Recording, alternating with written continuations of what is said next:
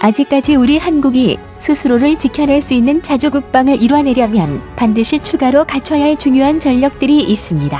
그 중 하나를 들어보라고 하면 대표적인 것이 바로 전자전기라 할 수 있겠습니다. 다른 임무보다 굉장히 위험한 작전인 적방공망 제압작전 SEAD를 수행하기 위해서는 물론 전자전을 위해 사용될 방대한 전자전 데이터 또한 필수겠죠. 현대전에서는 적이 레이더에 탐지되지 않는다는 스텔스기가 발전하는 만큼 이에 대응하는 카운터 스텔스 전략도 다양한 방법으로 개발되고 있으며 앞으로 미공군의 경우 SEAD 작전 수행을 위해서는 스텔스 전투기 외에 전자전기와 빠방한 무장을 갖춘 4.5세대 전투기의 백업, 공중조기경 보통제기를 동원한 스트라이크 패키지의 도움이 절실해지고 있는 상황입니다. 한 가지 이상한 점은 미 해군이 세계 최강의 전자전기로 불리는 EA-18G 그라울러를 다른 전투기 편대와 같이 투입시켜 정확한 에스코트 재민 공격을 수행하는 것과 달리 미공군에서는 이런 공격형 전자전기를 운용하지 않고 있었다는 점입니다. 미공군에서는 그동안 공격형 전자전기를 운용하기 위해 미 해군에서 EA-18G 그라울러를 빌려서 사용하기도 했는데요. 하지만 이제 미공군에서도 무시무시한 공격형 전자전기가 나올 예정입니다. 바로 F-15의 최종 진화형인 F-15X를 개조해서 최강의 미공군 전자전기를 탄생시키겠다는 소식이 들려온 것인데요. F-15X를 기반으로 만들어지는 미 공군의 전자전기는 기존의 EA-18G 그라울러 전자전기보다 3배나 더 강력한 전자전기가 될 예정입니다. 우리 한국에서도 현재 운용 중인 F-15K를 내년 F-15X로 개량한다는 점을 생각해 볼 때 욕심이 나지 않을 수 없는 소식입니다. 우리 한국 또한 F-15X를 개조한 전자전기를 도입해 운용하고 실전 운용 경험의 피드백을 통해 완벽한 KF-21의 전자전기 버전을 개발할 수 있을까요? 지금부터 알아보겠습니다. 전문가는 아니지만 해당 분야의 정보를 조사, 정리했습니다. 본의 아니게 들린 부분이 있을 수 있다는 점 양해해 주시면 감사하겠습니다. 미공군에서는 전자전 공격기였던 EF-111을 퇴역시킨 후 다시 전자전 공격기를 발주하지 않았습니다. 그 대신 C-130 수송기를 기반으로 다양한 작전 요구 성능을 발휘할 수 있는 E-130H 컴퍼스 콜 원격 전자전 지원기를 만들어 운용해 왔는데요. E-130H 컴퍼스 콜은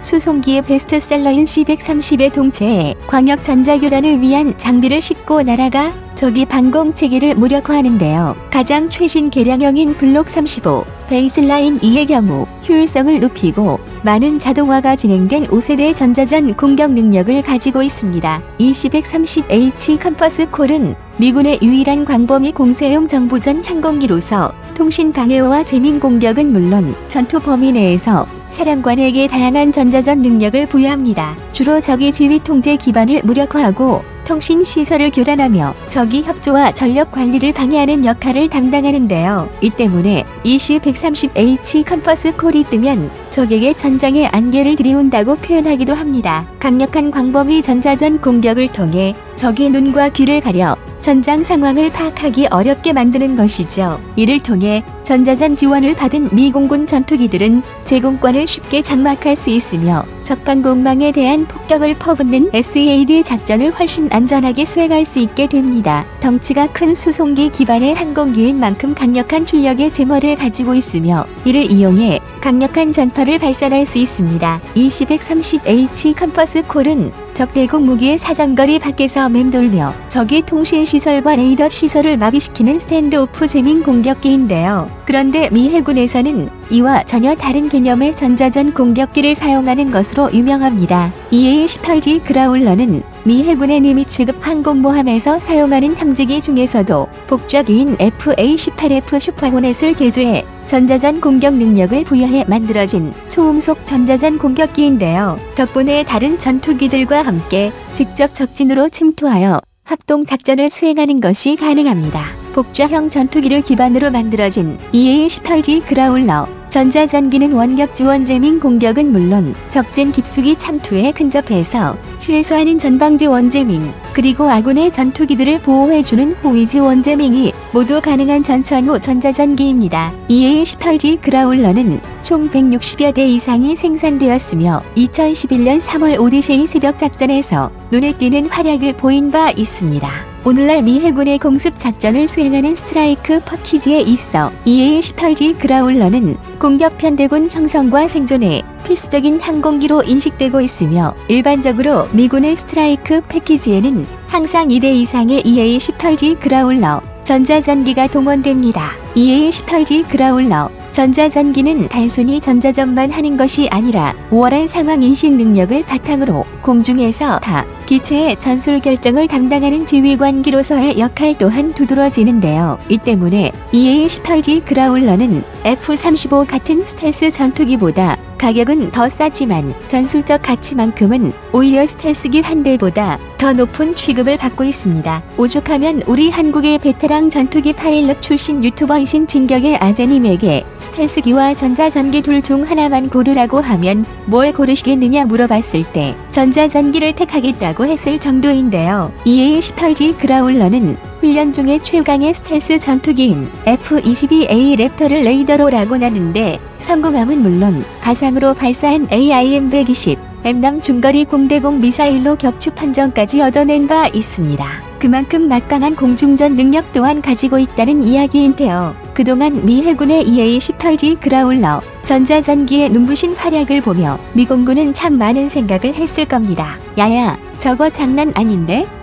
우리는 저런 거 하면 안 되냐? 2130H 컴퍼스 콜은 강력한 원격 전자전 공격 지원이 가능하지만 막상 근접해서 정확한 목표물을 향해 더욱 효과적인 전자전 재민 공격을 해줄 수 있는 것은 아닙니다. 이러다 보니 미 공군에서도 미 해군의 EA-18G 그라울러 기체를 임대해서 제390 전자비행대에서 운용하고 있을 지경입니다. 그런데 이런 와중에 최근 EA-18G 그라울러가 이제까지 사용하던 AN/ALQ-99 전자전 포드보다 3배는 더 강력한 성능을 보일 것으로 보이는 차세대 전자전 제머 NGJ를 탑재하게 될 것이라는 계획이 발표되자 미 공군에서는 이에 큰 관심을 보이게 됩니다. 그래서일까요? 최근 미 공군이 F-15의 끝판왕이라 불리는 F-15X 이글-1 전투기를 개조해 공군판 그라울러 전자전 공격기를 탄생시킬 것으로 전망되고 있는데요. 미 하원 군사위원회에서는 공군의 새로운 차세대 제머인 NGJ 시스템 적용을 제안했고, 이 제안이 승인되면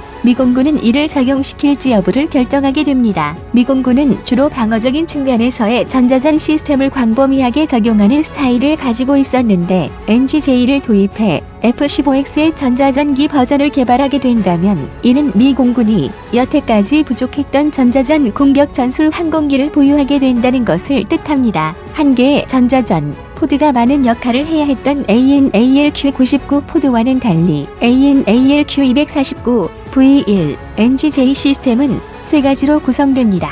우선 저주파 대역을 담당하는 저대역 제머인 NGJLB가 있고, 중주파 대역을 담당하는 중대역 제머인 NGJMB가 있는데요. 각각의 제머가 자신이 맡은 대역에 보다 전문적인 전자전 공격을 수행할 수 있도록 제작됩니다. 그런 만큼 NGJ 시스템의 재밍 능력은 과거 EA-18G 그라울러가 가전 AN/ALQ-99 포드의 능력을 3배 이상 능가할 것으로 점쳐집니다. 게다가 F-15X가 애초에 슈퍼호넷보다 더욱 막강한 무장을 갖출 수 있는 F-15E 스트라이크 이글을 기반으로 개량된 모델이라는 것을 생각해 볼 때 F-15X를 기반으로 한 전자전기는 EA-18G 그라울러보다 더욱 화끈한 전자전 능력, 그리고 압도적인 무장 능력을 동시에 보유할 수 있을 것으로 판단되어 큰 기대를 받고 있습니다. 거기에다 F-15X는 원래 자기 자신을 지키기 위한 최신의 자체 전자전 시스템인 EPAWSS를 가지고 있습니다. 그렇기에 여기에 차세대 제머인 NGJ를 조합할 경우 훨씬 더 수월하게 막강한 전자전 공격 능력을 통합할 수 있을 것으로 판단되어 상당히 현실적인 아이디어로 분석되고 있습니다. 만약 F-15X 기반의 새로운 미공군 전자전 공격기가 나오게 된다면 미공군은 EF-111 전자전 공격기의 퇴역 이후 약 30년 만에 전자전 공격기를 다시 가지게 되는데요. 앞으로 F-15E 스트라이크 이글도 EPAWSS 전자전 시스템을 장착할 예정이기에 이 역시 NGJ 차세대 전자전 포드를 적용한 전자전 공격기가 될 가능성이 있다고 합니다. 세계에서 가장 많은 폭격 작전을 수행하고 가장 발달된 스트라이크 패키지를 동원하는 미공군, 미 해군 모두가 결국은 최전선에서 활약하는 초음속 전자전 공격기를 운용하기로 의견이 모아지는 것을 보면 앞으로 전자전기를 개발해야 할 우리 한국이 어떻게 해야 될지 그 방향이 보인다고 할 수 있겠습니다. 2021년 7월 28일에 배포된 미 하원 군사위원회 보도자료에서는 미공군 전자전 능력에 대한 평가가 나와 있는데, 이에 의하면 민공군은 전자전 공격 분야의 빈틈을 가지고 있는 것 아닐까 하는 의문이 제기되고 있습니다. 우리 한국 공군 또한 F-15E 스트라이크 이글에 1990년대의 기술을 더해 한 번 더 업그레이드한 F-15K 전폭기를 운영하고 있습니다. 내년에는 이 F-15K들이 X급으로 업그레이드될 계획이고, F-15E 스트라이크 이글에도 EPAWSS 장비가 탑재된다면 미국의 레이시온이 개발한 차세대 제머 AN/ALQ249 V1 NGJ 시스템과의 통합을 통해 강력한 전자전기로 탄생할 수 있다고 하니 설레지 않을 수 없는데요. 우리나라도 미공군으로부터 최강급의 F-15X 전자전기 버전을 도입하거나 개량을 통해 F-15K의 전자전기 버전을 가질 가능성이 있기 때문입니다. F-15 계열의 전자전 공격기가 생긴다면 우리 한국 공군의 폭격 능력과 전투 능력은 차원이 다르게 올라갈 수 있을 텐데요. 그리고 이를 운용해본 경험을 반영해 KF-21의 전자전기 버전을 개발할 때 큰 도움이 될 수 있지 않을까 조심스레 추측해봅니다. 물론 그 어떤 군사기밀보다 최고 민감한 영역인 전자전 시스템에 관해 미공군은 가르쳐주는 것이 없겠지만, 우리는 이미 ALQ200K 전자전 포드를 자체 개발하거나 이를 발전시켜 더 강력한 전자전 시스템을 개발하고 있는 등 전투기용 전자전 관련 장비를 개발하고 있습니다. 물론 AN/ALQ249 V1 NGJ 정도의 엄청난 전자전 포드를 개발하려면 시간이 꽤나 걸리겠지만, F-15X 전자전기 버전을 통해 실제 운용 시 노하우라든가 전투 환경에 대한 피드백이 이루어질 경우 우리는 더욱 완성도 높은 KF-21 기반 전자전 공격기를 더 빠른 시간 안에 더 적은 비용을 들여 개발할 수 있을 테니까요. 마침 KF-21 보라매는 복잡이 버전으로도 개발되었기에 전자전 공격기로 개량하는 데 있어 용이한 부분이 있는데, 이 부분이야말로 정말 신의 한 수가 아니었나 하는 생각이 듭니다. 오늘 군사 돋보기 여기서 마치고요.